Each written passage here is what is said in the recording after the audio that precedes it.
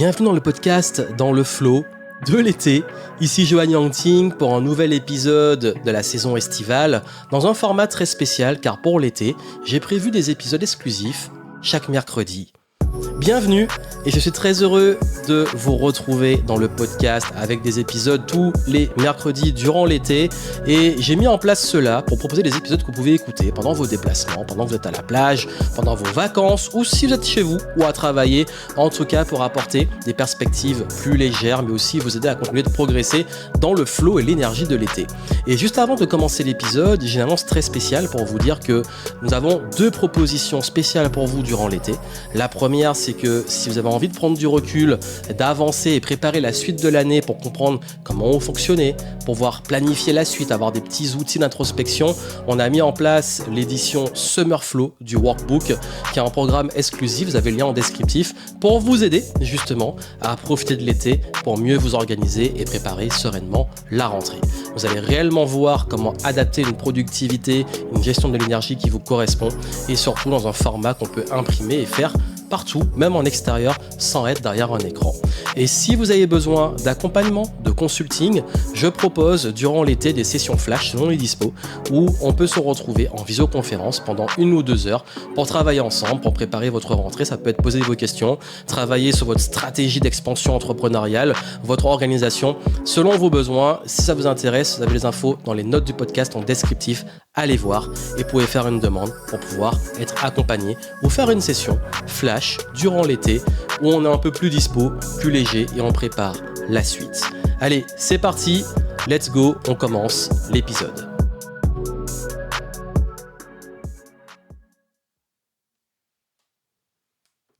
L'été est le meilleur moment pour booster votre productivité. Voici 5 choses que vous pouvez faire durant la saison estivale pour gagner du temps, comprendre votre mode de fonctionnement et pouvoir mieux gérer votre énergie au quotidien. Et oui, c'est le meilleur moment parce que durant l'été, vous le savez, on a un rythme un peu plus calme, un peu plus lent. Les choses ralentissent autour de nous, que ça soit l'administratif, que ça soit éventuellement si vous faites des démarches, vous avez une activité, ça demande un peu plus d'efforts ou c'est un peu plus lent parce que certains partent en vacances, d'autres sont beaucoup plus tranquilles, il fait chaud, parfois on a envie de rester calme.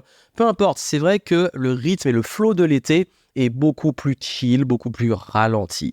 N'est-ce pas un bon moment justement d'ouverture à la réflexion, prendre du temps pour soi, prendre du temps aussi pour des éléments, on va dire plus créatifs, pour se recharger aussi, pour se renouveler, se réinventer, préparer aussi peut-être la suite de l'année. En tout cas, quoi qu'il arrive, c'est vrai que c'est un moment idéal pour faire ce que je vais vous conseiller maintenant, parce que c'est très dur de le faire durant le reste de l'année. D'ailleurs, j'ai souvent un petit peu ce schéma que je vois et qui se répète souvent. On se dit, début d'année, on est ultra motivé, on commence très fort, et puis c'est encore l'hiver. On arrive au printemps, on veut se réinventer, on veut s'ouvrir, on met en place des projets. L'été arrive vite, parfois on prend du retard.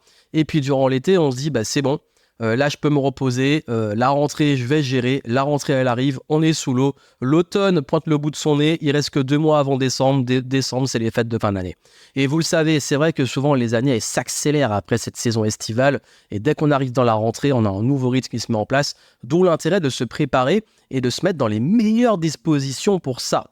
Et c'est pour ça que justement, je vais vous expliquer que c'est un bon moment pour mettre en place des petites choses très simples qui vous gardent dans le rythme de récupération, de ralentir, de prendre du temps pour vous, mais qui seront très utiles pour la suite de votre année. D'ailleurs, il est très important de sortir de cette croyance que l'été, c'est le moment où tout s'arrête. Pendant très longtemps, moi j'avais ça surtout dans les affaires, dans le business, je me disais dès que c'est l'été, c'est bon, là faut arrêter, il n'y a pas de clients qui sont prêts à investir, ça sert à rien de faire des campagnes marketing durant l'été. Et en 2014, il y a 10 ans, j'ai fait une campagne marketing qui a cartonné. J'ai fait aussi une immersion, les gens se sont inscrits et j'avais même fait mon mois d'août qui avait été mon meilleur mois d'activité de l'année 2014. Et après, les années qui ont suivi, c'est arrivé que juillet ou août soit dans le top 3 de mes meilleurs mois de l'année. Ça peut être juillet, ça peut être août, ça peut être les deux. Mais pourquoi ? Parce que justement, il faut sortir des croyances, il faut sortir de « c'est comme ça et tout est lent et tout est arrêté, je ne fais rien ».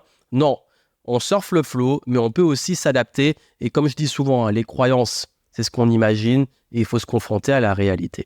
Par contre, c'est quand même important et je pense c'est dur d'aller contre le flow des choses et contre un rythme que nous impose entre guillemets un environnement.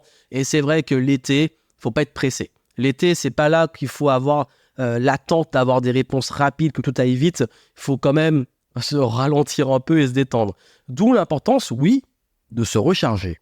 Ça peut être un bon moment, et c'est le premier conseil que je vous donne, pour prendre du temps, si vous en sentez le besoin, pour vous reposer. Ça peut partir en vacances, ça peut être passer du temps en famille, ça peut être simplement d'avoir des journées un peu plus cool, ça peut être aussi de ralentir dans votre propre rythme. Moi, en ce moment, par exemple, pendant l'été, je vais travailler un peu le matin, je vais aller faire du sport, et l'après-midi et le soir, je vais être beaucoup plus chill que d'habitude. Je vais beaucoup plus alléger mon agenda et pas me mettre... L'été, c'est très rare que je me mette des grosses deadlines, surtout jusqu'à, on va dire, de mi-juillet à mi-août, j'évite. Généralement, je réaccélère fin août pour préparer la rentrée et tout, mais j'évite ce genre de deadline, ce genre de pression, et j'essaie de pouvoir justement avoir un rythme beaucoup plus libre. D'ailleurs, c'est ce qui permet d'avoir aussi capacité, si on arrive à récupérer, à ralentir, de s'observer. Et c'est pour ça que dans Summer Flow, j'en ai parlé, vous avez le lien en descriptif, dans Summer Flow, j'utilise et je vous conseille d'utiliser ce rythme de ralentissement, d'introspection, de prise de recul, de prise de hauteur pour voir comment on fonctionne réellement. Quel serait un rythme beaucoup plus lent et un rythme réel qu'on aurait si on n'était pas dans un rush et les objectifs et les deadlines qu'on a de façon régulière durant le reste de l'année. Donc c'est très intéressant d'avoir ce point de vue, de prendre ce recul et de comprendre aussi que ça peut être l'occasion à travers ce ralentissement de se réaligner sur vos priorités, sur vos objectifs de la suite de l'année, de peut-être aussi prendre du temps de vous poser, qu'on appelle une pause stratégique.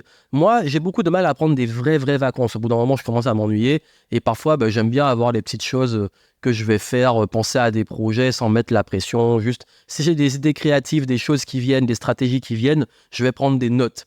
Ça nous amène au deuxième conseil que je vous recommande et que je vous donne, c'est de ne pas hésiter à travailler sur des choses créatives. L'été, c'est un bon moment pour avancer sur des projets créatifs. L'écriture d'un livre, la conception d'un nouveau projet, du brainstorming. Ça peut être l'occasion de travailler aussi quand il fait beau en extérieur et de justement changer un peu le décor pour stimuler votre créativité. Si vous avez la chance de voyager, de sortir et tout, profitez, mais ça peut aussi stimuler des nouvelles idées par rapport à peut-être des rencontres, ce que vous allez voir, changer d'environnement. Je suis sûr que vous l'avez déjà ressenti. Ce moment où on change de cadre et la créativité s'active. Surfez ce flow-là. Profitez-en, prenez des notes. Pas forcément les deadlines et tout, mais juste par exemple, moi, quand je suis inspiré, j'écris. Ça peut être sur un livre, ça peut être sur du contenu, des futurs concepts de projets pour YouTube, même sur mon business. Parfois, quand j'ai des idées de projets, je ne vais pas me dire il y a une deadline, il faut faire le truc avant la rentrée et tout, mais juste me dire ce projet-là serait cool, je vais juste travailler de façon créative dessus, sans mettre la pression et prendre le temps de laisser mûrir, de brainstormer, d'approfondir les choses. Et ça, c'est vraiment intéressant. Donc, ça peut être une bonne action à mettre en place, d'avancer sur des éléments plus créatifs, de stimuler votre créativité, de prendre des notes, de conceptualiser. Et vous allez voir, il y a des belles choses qui peuvent naître durant l'été. Troisième conseil, j'ai parlé des rencontres, mais justement, ça peut être l'occasion de faire des rencontres, de développer du réseau.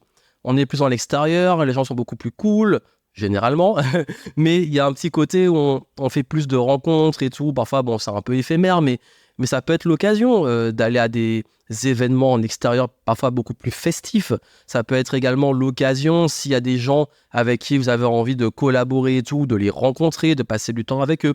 Moi, très souvent, l'été, c'est vrai qu'il y a beaucoup de projets qui sont nés pendant l'été, grâce à des rencontres, grâce à des personnes qu'on suivait, on se connaissait sur le web, on s'est dit, tiens, je passe tel endroit, est-ce que tu es là? Hop, parfois ça peut être moi je suis dans le sud-ouest, ça peut être sur le bassin d'Arcachon, ça peut être autour de Bordeaux, peu importe. Parfois c'est moi-même qui bougeais dans d'autres villes et je disais aux gens, je suis là, on peut aller se boire un café ou aller boire en terrasse et puis on se voit et c'est beaucoup plus agréable, on est à l'extérieur, on n'est pas en doudoune, confiné et tout. Donc il y a ce petit truc là qui fait qu'il y a beaucoup de liens qui se créent sans forcément avoir des grosses attentes et tout, mais ça peut être l'occasion de développer justement des nouvelles relations, de renforcer des relations existantes. Quatrième point, se former et apprendre. Oui, pourquoi ne pas profiter de l'été si vous avez du temps et si vous prenez ce temps pour consommer enfin ces cours en ligne que vous avez achetés et pas consommer. Et je parle à mes clients, là j'en ai beaucoup en ce moment, ils me disent là j'ai repris les cours justement que j'ai pris chez toi parce que j'ai plus de temps pour l'été. C'est cool. Même si vous avez des livres que vous avez envie de découvrir, ça peut être l'occasion aussi d'aller, parfois, souvent, il peut y avoir des petits stages, ateliers intéressants qu'on peut avoir. Bref, ça peut être vraiment l'occasion de vous former. Moi, l'été, c'est vraiment le moment où je lis le plus, c'est le moment où parfois, quand j'ai accumulé, même moi aussi, je continue de me former des choses, je vais les consommer et puis ça va stimuler aussi et alimenter la créativité. Donc, faire les choses qu'on n'apprend pas le temps de faire d'habitude. Mais je vais y revenir sur ça. Et le dernier point, dernier conseil, planifiez votre dernière ligne droite de l'année. Et oui, n'attendez pas septembre. Pendant l'été, justement, profitez de ne pas avoir une grosse deadline pour commencer à vous dire « Ok, c'est quoi mes objectifs ?» Commencez un petit peu à laisser votre inconscient travailler dessus, vous dire « Ok, peut-être que pour septembre, je préparer la rentrée. » Ça peut être l'occasion aussi de faire un peu de tri, de ménage sur les priorités pour se dire « Bon, voici où j'en suis, voici mes objectifs de l'année, maintenant sur quoi j'ai envie d'avancer concrètement et qu'est-ce qui est plus pertinent. » Donc, prenez ce temps, prenez ce moment pour planifier la dernière ligne droite de l'année. Et justement, Summer Flow, je vous guide dedans, mais pas que sur ça, parce que justement, le but est de profiter de ce changement de rythme pour pouvoir bien comprendre votre mode de fonctionnement, comment vous fonctionnez de façon globale, comment vous vous organisez, comment faire le tri dans vos projets, comment profiter aussi pour adapter une organisation en rythme, même d'énergie qui vous correspond. Et l'été, c'est le bon moment pour poser ses bases de façon un peu plus cool pour qu'à la rentrée, vous soyez déjà prêt. Donc ça vous intéresse, je vous recommande fortement de prendre Summer Flow et ça va beaucoup vous aider dessus. Donc, ne laissez pas l'été être une excuse pour faire une grosse parenthèse, pour peut-être même stagner. Non, ça peut être justement l'occasion de faire ce que j'ai dit, de prendre de la hauteur, de ralentir, faire une petite introspection, une prise de hauteur et de recul sur où vous en êtes, où vous voulez aller, d'avancer sur des projets créatifs, de faire des rencontres, de développer du réseau, de renforcer des liens, de vous former, de continuer d'apprendre et surtout de préparer la dernière ligne droite de l'année, le dernier semestre qui va aller très vite parce que dès qu'on sera en août, vous allez voir, septembre passe toujours très vite et on est déjà en octobre, novembre et les fêtes de fin d'année vont arriver. Donc, si vous avez envie d'avancer et de progresser, ne laissez pas tout ça passer. Voilà pour les conseils que je voulais vous donner. Et puis, comme je l'ai dit, j'espère que ça pourra vous aider justement à continuer de progresser, à avancer en conscience. Et si vous voulez aller plus loin sur ça, prenez Summer Flow. Vraiment, ce programme, c'est un programme exclusif pour l'été. On l'a créé pour ça et il vous aide vraiment à pouvoir avancer sur vos différents projets, sur votre organisation et pouvoir avoir des outils un peu plus fun et ludiques pour travailler sur vous durant l'été. Vous pouvez l'imprimer avec le workbook et le faire peu importe où vous êtes, pour pouvoir continuer d'avancer et progresser en conscience. J'espère que l'épisode vous a plu. Si c'est le cas, pensez à me laisser des petites reviews, des petites étoiles, que ça soit sur iTunes ou Spotify pour recommander le podcast. Parlez-en autour de vous. Et puis surtout, moi je vous retrouve pour des prochains épisodes durant l'été. On se retrouve minimum tous les mercredis durant la saison estivale. Et s'il y a d'autres épisodes, ce sera du bonus. Mais en tout cas, le rendez-vous est pris chaque mercredi, un épisode. Et vous pouvez m'écouter sur la route, dans l'avion, dans le train ou chez vous, peu importe, on continue d'avancer et de progresser ensemble.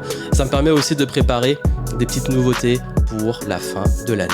Et comme je l'ai dit, si vous voulez Summer Flow, vous avez les informations en descriptif dans les notes du podcast. Et si vous souhaitez un accompagnement ou une session flash durant l'été pour préparer la suite de l'année, vous avez les infos aussi en descriptif du podcast.